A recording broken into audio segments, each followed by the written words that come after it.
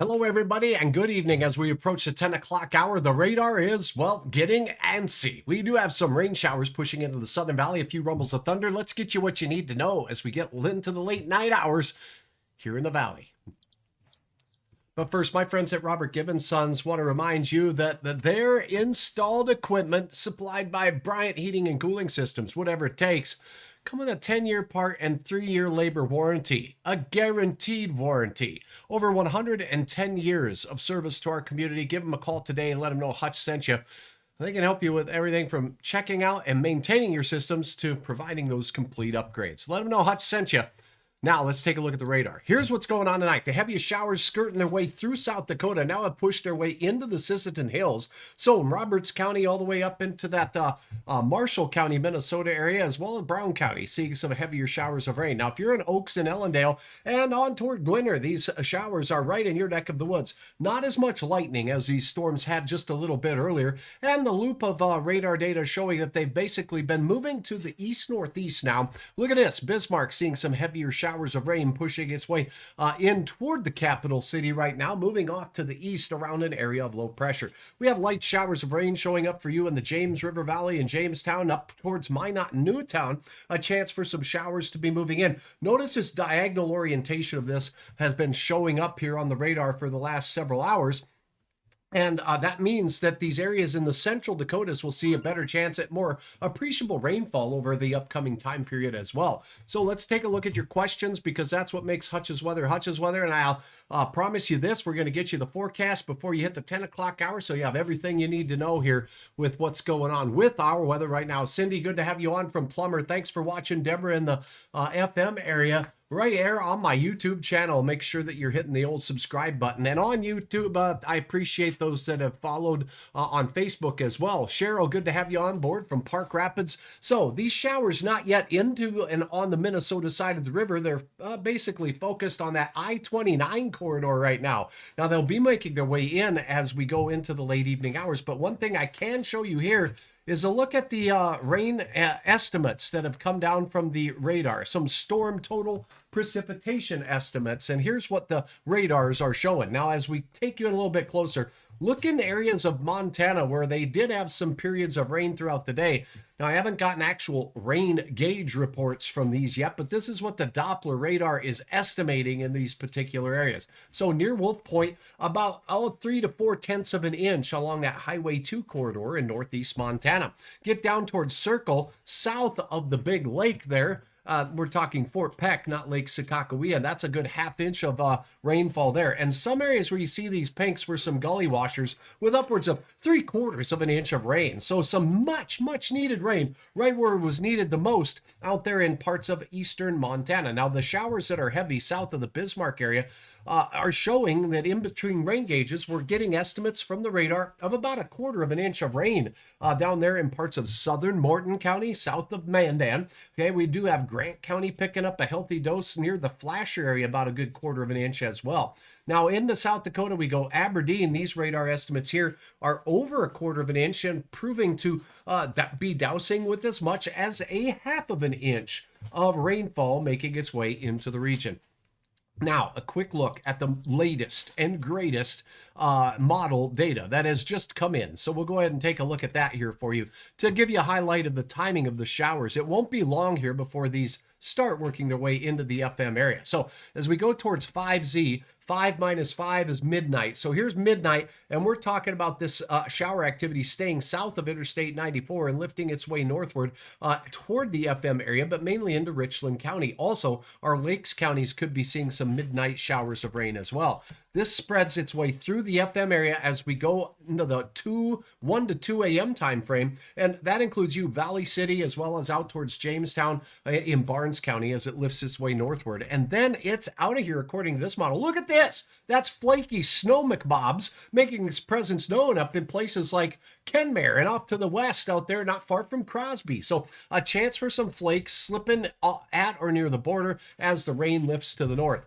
Because it's going to be short-lived, let's hope thunder showers move over the area or some more intense rainfall like we're seeing down in parts of northeast South Dakota right now to provide some appreciable rainfall amounts. But as for now, here's a look at Hutch's forecast rainfall from this system as we go into tomorrow. Anywhere you see enclosed in the black lines here, a solid bet at 1/10 of an inch to maybe as many as 1/2 of an inch in this particular area, not far from Fargo. Fargo, we're on the outside here with heavier bands of showers here, making its way through and into the central Red River Valley. About 1/3 of an inch will be possible as we go into Lakes Country in places. Now, an isolated 1-inch total cannot be ruled out, and we already seen that many in parts of eastern Montana saw their amount of rain. Stacy from Grand Forks, good to have you on board. If you have a question, let me know. Grand Forks will have a chance at some rain, but will likely be as you're getting up and heading into work in the morning. So have that umbrella handy and the windshield washer fluid ready to clean those windows out there. For tonight, we're going to see low temperatures sneak down into the 40s. A mild night. It will be a little bit on the breezy side. Southeast winds as this warm front makes its way through. So the clouds and the showers that will pass through in the overnight and into the morning hours will keep things a little milder. Here's a snapshot of those morning showers and their location at daybreak. Then as we go into the afternoon, this is a snapshot at 4 o'clock in the afternoon. Southeast winds, warming temperatures of the 60s. Look at Minneapolis, 70 degrees for your afternoon. And up here where we're talking about a few flakes in the overnight, up near Crosby, temperatures in the afternoon will only peak near 35 to 40 degrees. That's mighty chilly. 45 Williston, 46 for Minot. Out in Bismarck, 62 though, as it looks pretty fair as we go through your Tuesday afternoon, just not quite as warm as the beautiful temperatures we had today. And you say, what? How high did we get today, Hutch? I say, well, my friends at Endon have an awesome network of instrumentation. Fargo, 68 is great. Looking good in Grand Forks at 67 degrees. Prairie, 65 degrees for you. Up in Langdon, 65. How about up there in Bottineau? Yeah, we had 64 degrees there, eh? Same thing as in Hazen. And out in Dickinson, you had some rain showers kind of cool those temperatures in the afternoon, but still a 59-degree day, and I know you love the rain showers. Linton, a 67-degree afternoon, and it was all the way up towards 69 out in Gwinner, and 68 for you folks in Hankinson. And across western Minnesota, a lot of mid and upper 60s. How about that, Ada? That sounds pretty good. 68 degrees with the areas up into western parts of Polk County, including near Crookston. 67 degrees. Not bad at all. How about good old Mavie? Having some beautiful weather at 66 gorgeous degrees. All right, your planning forecast real quickly as we take a look at that 7-day. Looks like this. Temperatures in Fargo, 60 degrees for the Tuesday forecast with those scattered sprinkles of rain. That moves out, but pardon me, getting a little bit on the cool side as we go into Wednesday and Thursday. Your next chance for some light showers moving through. Mighty spiffy indeed on your Friday. Then as we head into the weekend, we'll continue the spiffy, even more spiffy Saturday with 64 degrees. Nighttime thunder, not out of the question. It'll be isolated in nature. Scattered thunder, a few more storms, maybe 10 or 15 of them suckers rumbling around the prairies. 66 degrees though on your super duper Sunday. And then heading into Monday, watch Hutch move his melon. No. Move the melon. There it is. Okay, Hutch the weather ham says 71 degrees for your Monday with scattered thunder in the forecast. So that's a look at your weather. I'm meteorologist Hutch Johnson. Geronimo says, April showers bring May flowers indeed, and we are getting ready. I know that we're looking at everybody's getting itchy to plant and get those yards greened up. Tiffany, are the storms going to be severe or non-severe? Non-severe, Tiffany, wonderful question. I don't anticipate severe storms. There has been some rotation in and along these storms here and there, but nothing too strong. We do have some severe weather right now taking place down towards Omaha, though. That's a fair drive for any of us. Oh, let's see. Could they produce some real good lightning for Comstock? Right now, I've not seen any lightning on the lightning detection network close to our neck of the woods at this time. So let me answer your question there, Tiffany, and thank you for watching. Thanks for all your awesome photos, by the way. If you're not familiar with Tiffany's work, let's take a quick peek because she is sharing photos and uploading them at hutchesweather.com, and you can do the same. Now, check this out. Down near that Comstock area, some gorgeous shots out there today, and now we get to water some of this beauty out there in the Comstock. This is a lilac seed pod there at sunset. Woo-wee, very pretty. Thanks for the beautiful shots as we take a look at what else has been going on. Some northern lights. I've got a video on here that there's a chance of northern lights towards daybreak tonight is when it looks like the numbers will be the greatest, but I got to tell you, doesn't look like we'll have a good chance with all the clouds that'll be making their way through the area. Thanks so much for uploading this, Heidi. gorgeous northern lights. And in the Fargo-Moorhead area, this is from my good friend Nathan. Nathan, thank you so much for capturing the beautiful sky with a few clouds out there. I hope you had a chance to get out and enjoy the awesome weather because it was full of awesome sauce today. So again, thanks, Tiffany. I just wanted to throw a shout out to you and everybody else who's taken the time to upload photos. Now, a quick look at this radar again. Let's take a look at the latest with regards to the thunder and lightning. There has been a little bit way down to the south, but not near you. So basically all of this activity we're seeing here in the Sisseton area, not laying down and a copious amount of lightning at all. I can't rule out a thunder strike or two, but we got to go all the way down towards Worthington on I-90 in southern Minnesota before we see a couple of lightning bolts on here near Spencer. So if we go into Spencer here, that's where the closest lightning is that I'm detecting right now on the radar, or the lightning detection network rather. So those storms down there are a little bit more robust and producing some lightning.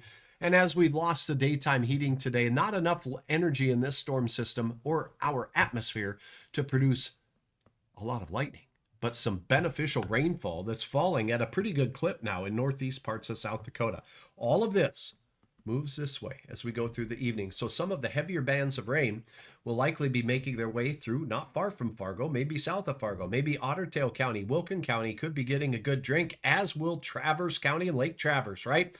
So I know the lakes down there might enjoy having a little drink of water. All of this activity, though, will slowly slide northward as we go into the day tomorrow, and this continues. And as we take a look at our temperatures right now, if you remind me what the temperature is that we need for it to snow, it's about 32 degrees. Rita says, hi, Rita's in Fargo instead of Bemidji. Good to see you in the Fargo area where we have a temperature right now of 61 wonderful degrees out there, 59 in Sisseton, 57 Jamestown, 45 Bemidji, 48 in the War Road area, 55 degrees for you folks up there in that Cavalier area as we go out towards Minot, 55, 52 in the Bismarck area right now. And out in the Big Sky country of Montana, we're not baking and Baker. Do you see that number? That digit there is 37. Makes me wonder if it's legit or if it's an error with 63 for your neighbors out there. Glendive and Miles City, both in the mid 40s right now. So nobody's cold enough for snow yet. That's the good news. Just wet weather out to the west. And some mighty wonderfully wet weather it was. Now, we can take a look at how much rain has landed inside rain gauges. We did take a look at radar estimates. This is precipitation amounts measured in rain gauges from the North Dakota Agricultural Weather Network. We do have some northeast Montana locations up here, not far from places like Plentywood and Scobie. 2,400, it's about a quarter of an inch of rain up there in northeast Montana. Yes, we'll take it. And a good third of an inch here as we cross the border. That can't be too far from Culbertson as we look our way in towards that area near you folks in Williston, where we had about 19,100s. Down in southwest North Dakota, beautiful and bountiful rain that made its way over a tenth of an inch, all the way over a third of an inch down here in places like Bowman, Rame, Hettinger. Look at the 5,900s out there for Hettinger, Lemon, South Dakota area. Yahoo! That's some awesome rain shower activity. Now that activity is now pushing up towards Bismarck and is increasing the rainfall that we're seeing in parts of Grant County as well. Northern Grace, thank you very much. Geronimo, thank you. And I appreciate your comments there, Stacy. Thanks so very much. Marie, thanks for watching. Thanks for watching Cheryl from the Park Rapids area. I think I've answered most questions. Does Bismarck have potential for rain? I love it. Well, and Jeanette, let's take a look at what that radar shows just south of you. Some good rain showers right now. Let's see if I can pull that up. Here we go. There it is. There's our temperatures, and we'll pull up the radar, and we'll go right out here. And these puppies, this shower activity is moving right into South Bismarck. So if you know where Lincoln is in the airport, you're going to get some heavier showers down there.